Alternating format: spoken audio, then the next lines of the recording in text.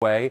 And if we're patient, sometimes people can become the player in full, and it feels like that's what we're seeing from Wiggins. This was a guy that put up huge numbers with Minnesota, and boy, did it benefit him tonight. Because tonight he became that Andrew Wiggins when he needed to be. I mean, this is a guy that a lot of nights could be your fourth best offensive player, and he was an all-star this year. We've talked more about his defense and rebounding, I think, than anything this year.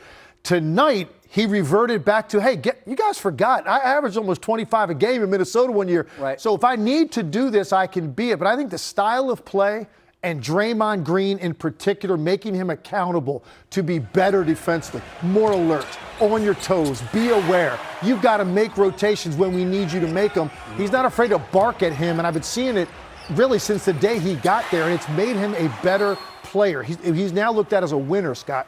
And see, I wasn't going to but you, because sure, he put up big numbers in Minnesota, but with respect, so what? They were hollow. They're not part of anything that really added up to something. So how do you become less than that on something more than that, right? Yeah. On a team that's more than that. I appreciate a player like Wiggins, who is given the opportunity to just take a step back to take a step forward, and it feels like we're seeing that in this finals, because they don't win this game without him, as you said. When he went to Golden State, I think everybody was kind of wondering what that was going to look like. Like, what's the fit? He had a lot of people questioning his concentration level more than anything. He's a very laid-back guy, and sometimes those guys get labeled something. Wasn't it the 1-2 more than the concentration? That's what I'm saying. Guys like that get labeled lazy sometimes because they're super calm, their demeanor never changes, and he would turn his head and watch the ball get beat on a back cut. I saw some of those nights, and I'm going, he's just not locked in. But he goes there, and they got the most out of him. But you can't do it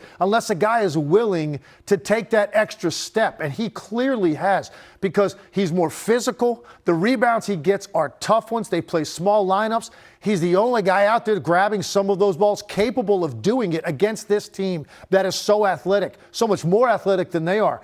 And I said to you earlier tonight, I said, I don't know where they would be without him right now. He's clearly been their second best player offensively in this series, and he's been their best rebounder. At times, he's been their best defender, getting Tatum most of the series. The guy's just had a phenomenal run here, and he's going to be viewed completely differently than he was early in his career in Minnesota. Well, and that's what I'm speaking to the idea of just of a bit of patience. If you could be patient for a moment, we get back to you for some more chatter. We got until 1 a.m. Eastern time. I want to welcome in Stephen A. Smith now. I'll spin this one. Okay. Stephen A. Smith, good evening.